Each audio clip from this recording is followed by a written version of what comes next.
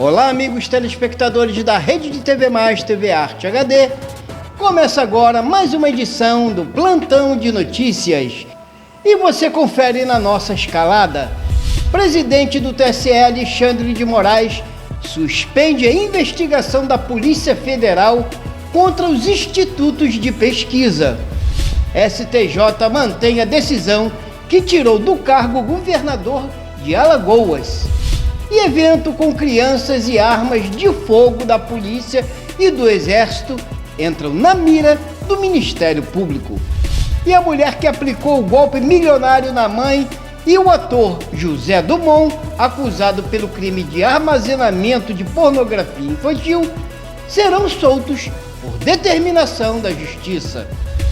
Uso excessivo de redes sociais podem causar danos em crianças. As notícias locais com Maurício Aragão, os bastidores da notícia hoje nós vamos comentar.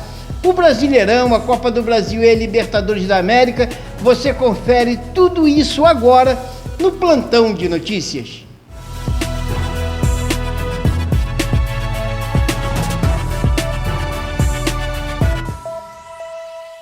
Em decisão na noite desta quinta-feira, o ministro Alexandre de Moraes diz que a fiscalização dos institutos de pesquisas é de responsabilidade da Justiça Eleitoral. Bom, segundo ainda Moraes, os órgãos não têm competência para realizar tais investigações e, segundo Moraes, deflagram as medidas com a intenção de satisfazer a vontade eleitoral do presidente Jair Bolsonaro. Acompanhe conosco essa notícia e lá nos comentários dos bastidores da política, nós vamos falar ainda sobre esse tema. Acompanhe.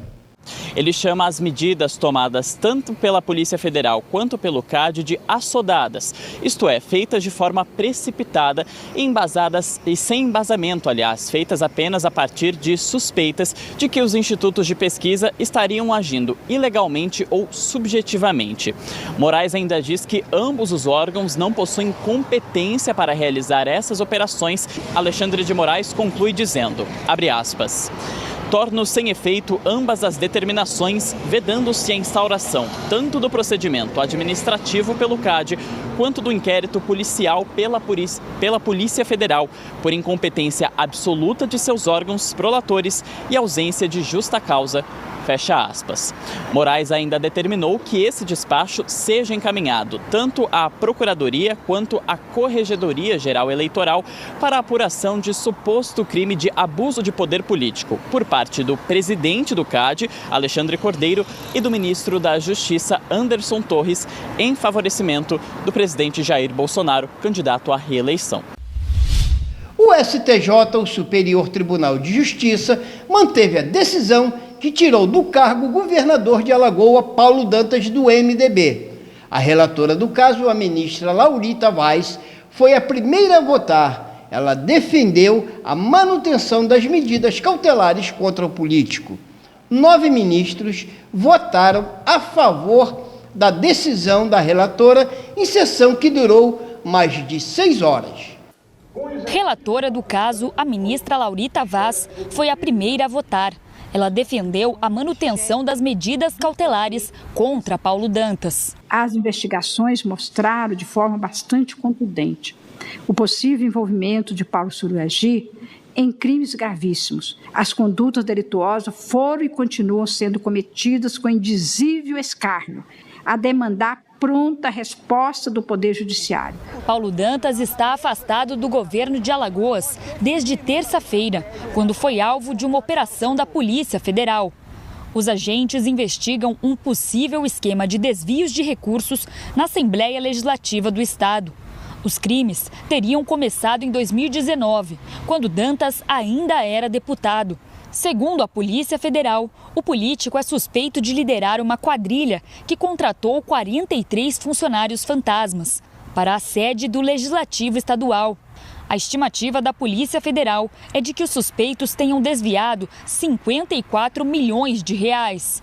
Em março deste ano, uma operação policial apreendeu cartões bancários dos funcionários fantasmas envolvidos no esquema. Ainda assim, segundo os investigadores, o esquema continuou. E a PF afirma que Paulo Dantas se manteve na liderança do esquema criminoso, mesmo após deixar o legislativo e assumir o governo do estado em maio.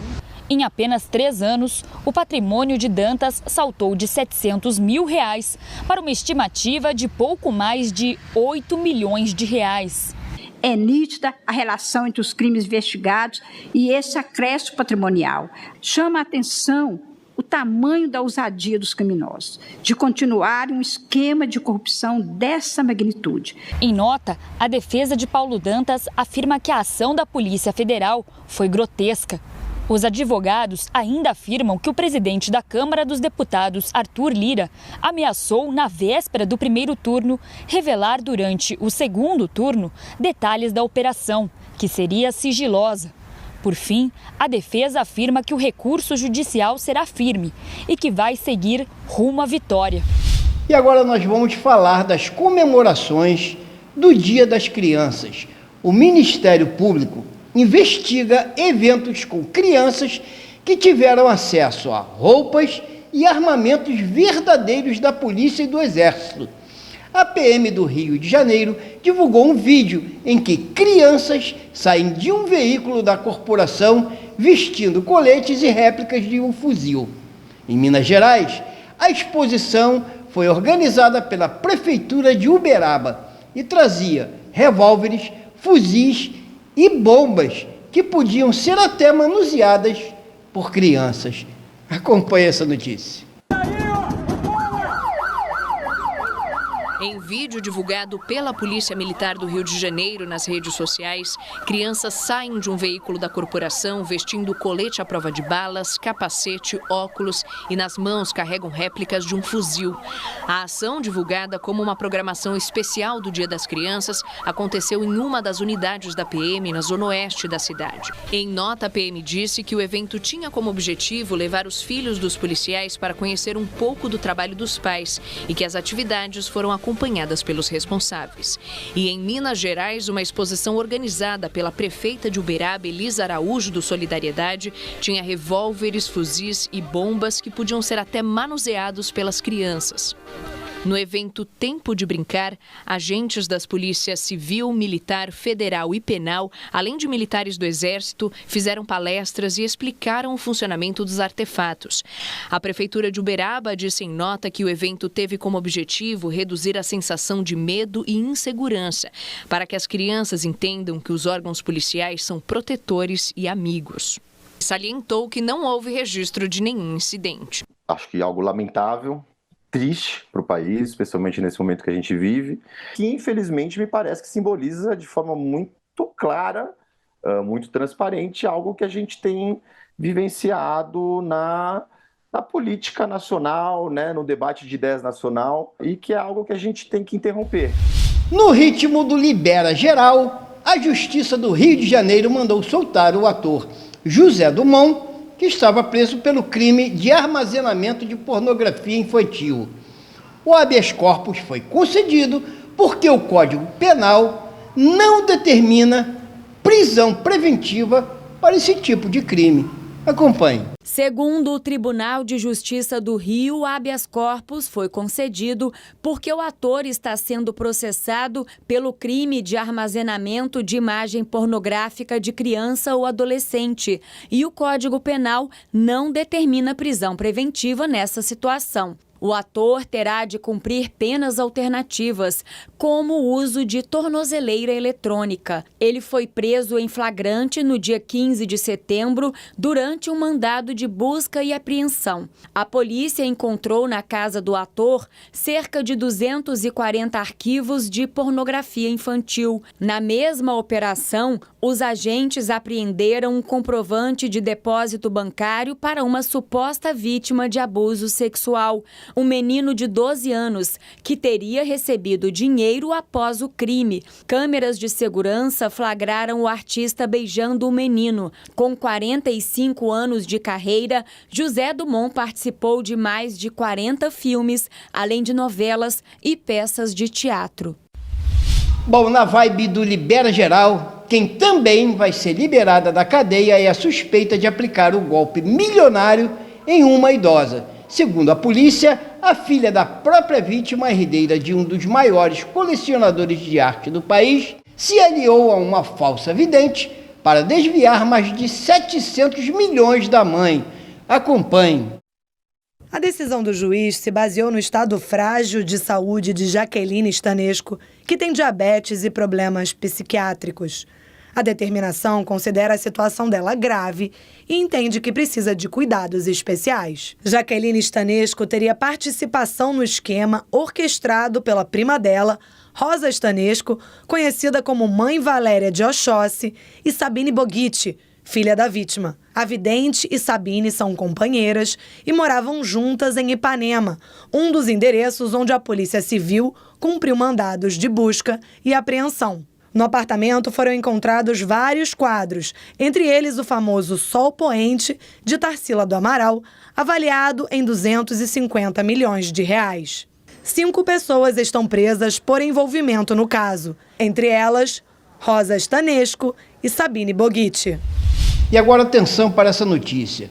Uma reportagem da Rede Minas revela que o número de crianças e adolescentes usando a internet é cada vez maior e alerta que as redes sociais têm o maior número de acessos e é um hábito crescente que pode provocar danos, se não houver limites. A Aline teve paralisia cerebral e microcefalia. Para se comunicar melhor, o celular é um grande companheiro. Com o dispositivo, ela pode ouvir músicas e até ter mais interações com a mãe. Ela gosta de ver DVD, filme, desenhos, jogos interativos, né? Eu coloco jogos interativos para ela, tanto para ela como para minha neta. Então, assim, coisas boas que eu tento colocar o máximo que eu posso para ela na internet. O principal foco dos pequenos está nas redes sociais. 78% de todos os menores que estão no mundo virtual estão presentes em aplicativos como o TikTok ou Instagram. Mas o uso destas redes sociais requer atenção com os conteúdos que estão sendo acessados pelos menores de idade. É importante que os pais, adultos responsáveis, por essa criança acompanhem, saibam com quem ela fala, saibam com que tipo de informação ela busca, estejam próximos para entender a fase, o momento, que tipo de ajuda essa criança ou esse adolescente precisa. Dependendo nas imagens, em desenhos, eu coloco senha, eu não deixo ver, é só programado aquilo ali para ela. Se eu achar que tá bom, eu deixo ela jogar, eu deixo ela brincar. Agora, se eu achar que tá ruim, eu não deixo, não. Além disso, o excesso no uso de telas requer cuidados especiais. A visão pode ser afetada a longo prazo e os problemas como obesidade e depressão também devem estar no radar. O que eu vejo hoje, infelizmente, é que os filhos mais dependentes são os pais que não dão muita atenção. Não dão, às vezes, nem porque eles querem, é porque aquele momento de vida, aquela confusão de vida, ela não propicia essa adequação aí desse ambiente do lar. Então, realmente, eu acho que a abordagem que a gente pede, maior entre esses pais aí, de terem esse cuidado, olhem para os seus filhos com outro ângulo, com mais atenção, com mais afeto. E nós vamos agora a um breve intervalo e voltamos em instantes com a edição do Plantão de Notícias.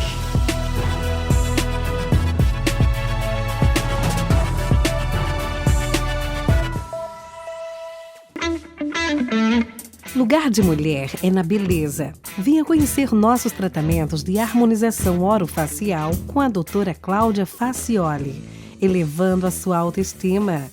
Limpeza de pele, peeling químico, hidradermoterapia, skin booster, laser terapia, jato de plasma, bioestimuladores, botox, preenchimento facial, bichectomia, lipoaspiração de papada, fios de PDO, tratamento de olheiras, IPRF, tratamento de rejuvenescimento.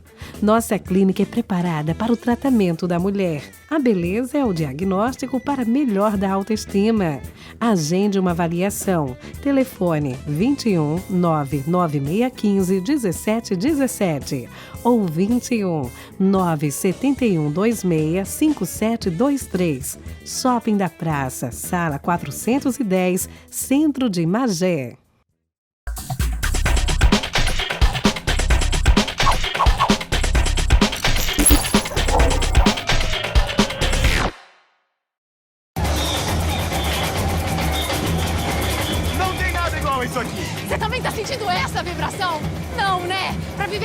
de verdade tem que viver de perto. Miage, vem pra cá!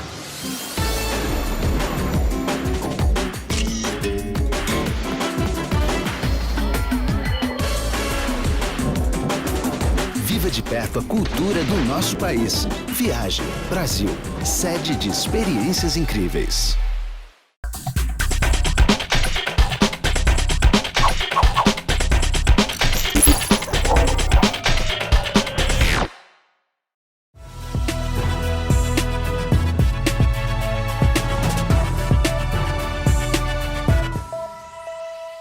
Bom, já estamos de volta para o segundo bloco do nosso telejornal e vocês vão conferir em seguida as notícias locais com Maurício Aragão. Antes, porém, como prometido, nós vamos fazer um breve comentário sobre as medidas tomadas pelo ministro do TSE que proibiu a Polícia Federal de fazer as investigações contra os institutos de pesquisa. Vamos lá. Antes, porém, uma observação. Carlos Emir, que é o nosso comentarista de política, está se recuperando de uma intervenção cirúrgica e em breve retorna à nossa emissora com seus comentários pontuais.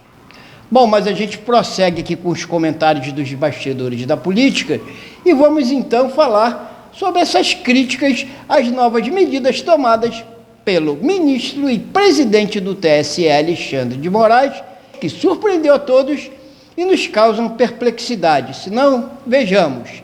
Não só pela suspensão das medidas, as declarações do ministro para justificar o ato são ainda mais agressivas e demonstram uma certa discordância que é pessoal em tratar de temas envolvendo o presidente da República, Jair Bolsonaro.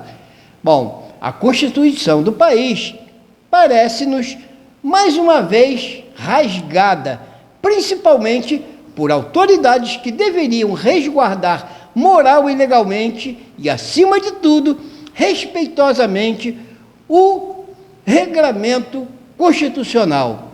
O judiciário brasileiro parece ainda engatinhar sobre as mais básicas lições do ordenamento jurídico e dar testemunho da capacidade de decisão em questões claramente políticas, sem quaisquer embasamento legal e sustentado por posicionamento de decisões monocráticas com temperos de pessoalidade.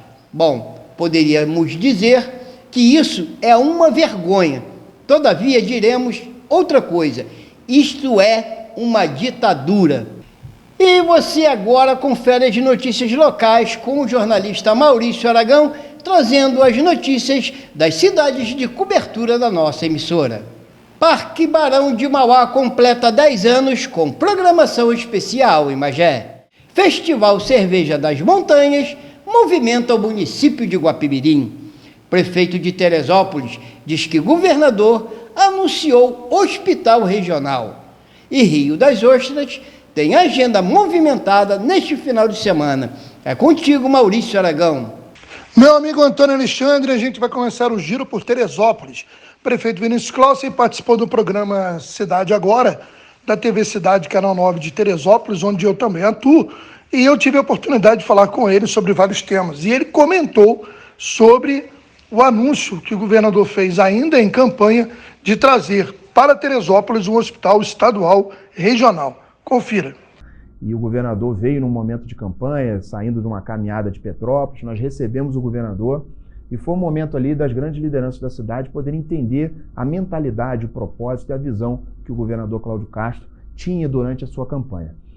Aproveitei esse momento como um bom pidão que eu sou, que eu estou sempre ali nas secretarias com o governador e tudo, fiz um pedido ao governador de uma demanda que é realmente uma das grandes pedidas da nossa população, e a população está coberta de razão. Nós já fizemos muito pela saúde, mas sabemos que temos que fazer muito mais. Ainda tem muito mais a ser feito. E nós vamos fazer e queremos. E nesse momento, eu pedi para o governador, como uma estratégia do próprio plano de governo dele, ele diz que montaria um hospital estadual referência em cada uma das 8 regiões administrativas. E eu expliquei a ele que a região serrana ainda não tem esse hospital estadual, com as especialidades, e eu solicitei que esse hospital estadual fosse implantado em Teresópolis, uma vez que nós temos aqui mais de 1 milhão de habitantes e muitas das vezes cidades pequenas precisam se deslocar 3, 4 horas até a capital para fazer um tratamento. Quer dizer, então é uma viagem sofrida, as pessoas ficam o dia inteiro numa capital para fazer um tratamento que nós poderíamos ser aqui em Teresópolis. Temos uma localização muito privilegiada.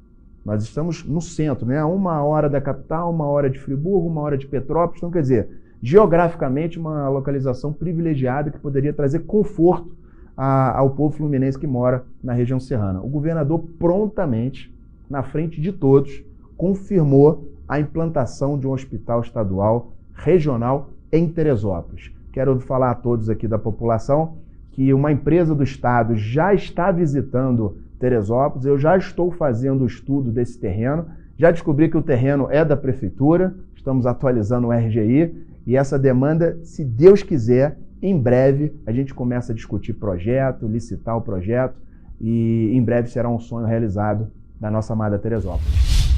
Uma das mais importantes áreas de recuperação de manguezal do estado, o Parque Natural Municipal Barão de Mauá, no distrito de Guia de Pacobaíba, em Magé, completa nesse dia 19 de outubro 10 anos de inauguração. Para comemorar, a Prefeitura pretende realizar uma semana de comemorações. Já a partir do dia 17, escolas da Rede Municipal de Ensino visitam a unidade a convite da administração pública.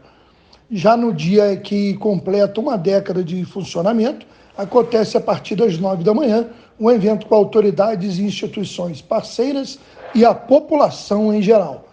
O secretário de Meio Ambiente de Magé, Silvio Furtado, reforçou a importância do parque em preservar os manguezais, tão importantes quanto preservar a Mata Atlântica.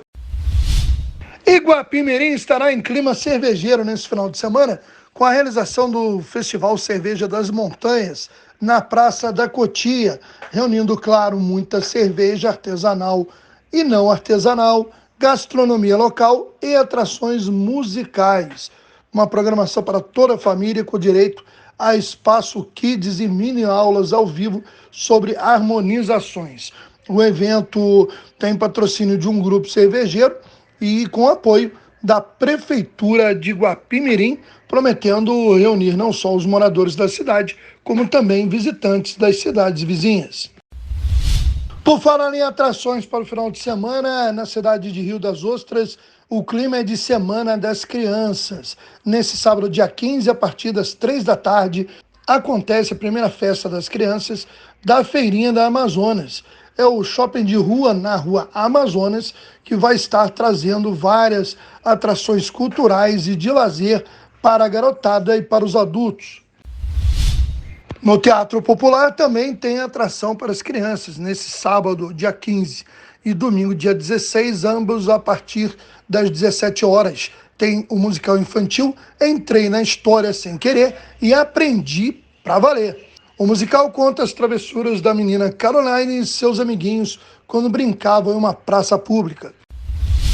E no distrito de Cantagalo tem a festa do feijão, nesta sexta-feira com Fala Mansa, sábado destaque para o grupo Nada Combinado e no domingo com as Forrozeiras e Rafael Spitz.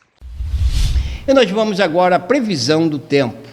O tempo fica firme e muito calor em grande parte da região sudeste.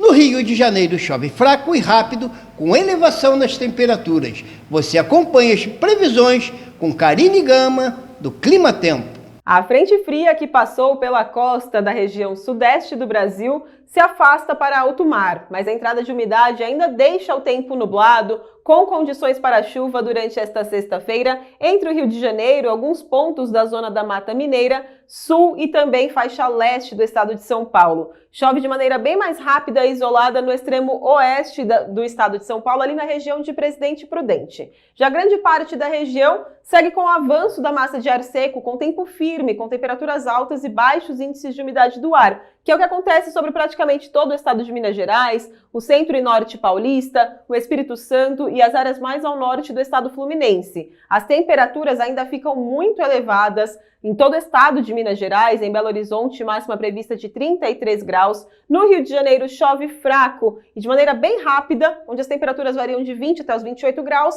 Mas em São Paulo, a temperatura já começa a diminuir, a máxima prevista de apenas 24 graus, com condições para garoa ao longo do dia. Bom, vamos agora ao futebol com quem verdadeiramente entende do assunto. Maurício Aragão, é contigo. Meu amigo Antônio Alexandre, no Esporte Mais eu estive conversando com o Isaac Iatti sobre o primeiro jogo da decisão da Copa do Brasil, o empate sem gols entre Flamengo e Corinthians, ou Corinthians e Flamengo, já que o primeiro jogo foi em São Paulo e a grande final será no Maracanã. A gente também fala da expectativa para a rodada de final de semana do Brasileirão, fala de Liga dos Campeões, fala do esporte nas cidades, informação de Magé, de Guapimirim, também de Macaé, e ainda destacando o que acontece com os clubes pequenos, a Série B1, a Série B2, com a participação do Magéense, e a grande decisão nesse final de semana da Copa Rio entre Volta Redonda e Portuguesa. E assim vamos encerrando mais uma edição do Plantão de Notícias, agradecendo a todos vocês que nos acompanham pelas redes sociais, pelo canal 57 da Sumicity, aos nossos colaboradores e técnicos da emissora e, acima de tudo, agradecendo a vocês a audiência, trazendo uma mensagem de um excelente final de semana para todos nós. Muito obrigado e até a próxima edição.